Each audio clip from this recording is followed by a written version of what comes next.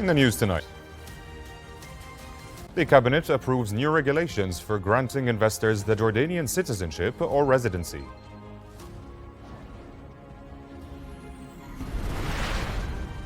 Jordan strongly condemns the statements made by members of the Israeli government calling for imposing Israeli sovereignty over the occupied West Bank.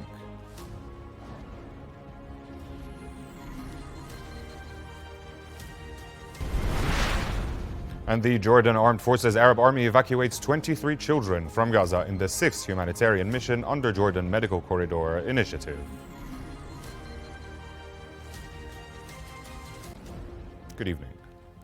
The Cabinet has approved new regulations for granting citizenship and residency to investors based on recommendations from the Special Committee for Investors.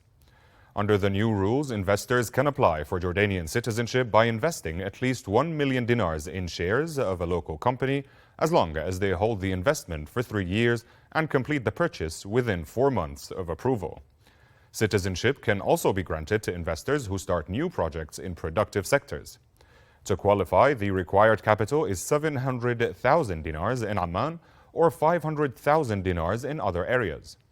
These projects must create at least 20 jobs in the capital and 10 in other regions.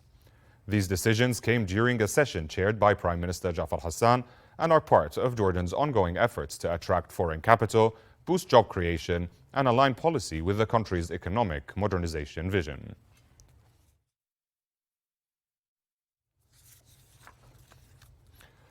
Minister of Energy and Mineral Resources Saleh Al-Kharabshi has discussed with his Syrian counterpart Mohammed al-Bashir the importance of strengthening bilateral relations in the fields of energy and water.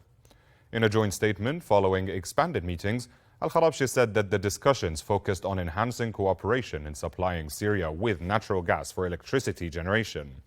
Kharabshi also noted the possibility of tripartite cooperation involving Jordan, Qatar, and Egypt in the energy sector. For his part, al-Bashir confirmed that the World Bank has granted funding to rehabilitate the Syrian side of the electrical interconnection line linking the two countries.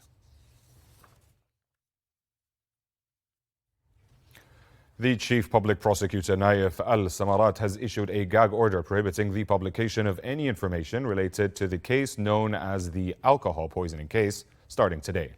In line with the ruling, Director General of the Media Commission, Bashir Al-Momeni, issued a directive enforcing the court's decision.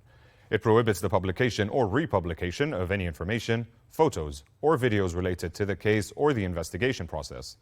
The ban also extends to all social media platforms as explicitly stated in the order. Jordan has strongly condemned the dangerous statements made by members of the Israeli government, most recently by Israel's Justice Minister, who called for imposing Israeli sovereignty over the occupied West Bank. In a statement, Foreign Ministry spokesperson Sufyan Liqda emphasized that Israel has no sovereignty over the occupied Palestinian territories, and these remarks constitute a blatant violation of international law and UN resolutions. Al-Qadha warned of the consequences of escalatory Israeli policies, stressing that all Israeli measures in the occupied West Bank are entirely illegal and null and void. The Jordan Armed Forces Arab Army has evacuated the 6th batch of children from the Gaza Strip as part of the Jordan Medical Corridor Initiative. This group includes 23 children accompanied by 46 family members, coordinated in cooperation with the Jordan's Ministry of Health and the World Health Organization. Since the launch of the initiative, a total of 77 children and 169 family members have been evacuated to Jordan via land and air. While Jordan remains committed to evacuating more child patients and expediting the process, challenges persist, including logistical and technical obstacles faced by the World Health Organization, as well as Israeli restrictions.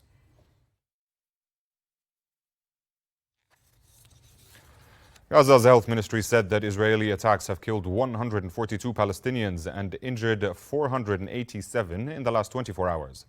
In its latest report, the ministry said that Israeli forces targeted 8 distribution centers, killing 39 Palestinians and injuring 210 others. This incident has brought the total casualties from the targeting at 8 distribution centers to 640 deaths and over 4,480 wounded. That was the news. Thank you for watching. Good night.